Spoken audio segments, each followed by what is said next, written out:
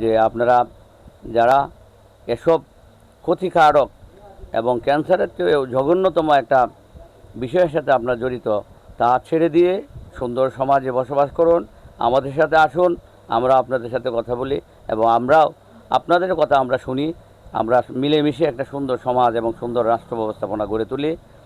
আর যদি এর ব্যত্যয় ঘটে তাহলে আইনের যে কঠিন প্রয়োগ, এই প্রয়োগের সম্মুখীন হতে হবে।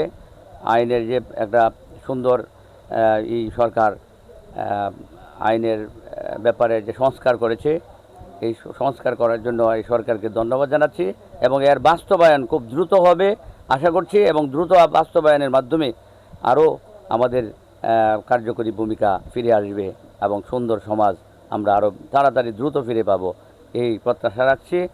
এবং আমাদের মাঝে আজকে উপস্থিত আছেন আমাদের মহিনন্দী ইউনিয়ন পরিষদের সম্মানিত চেয়ারম্যান, একাধিকবার যিনি চেয়ারম্যান হয়েছেন, যিনি একজন সমাজকর্মীও ছিলেন, মোহাম্মদ লিয়াকত আলী। এবং আমাদের মাঝে উপস্থিত আছেন আমাদের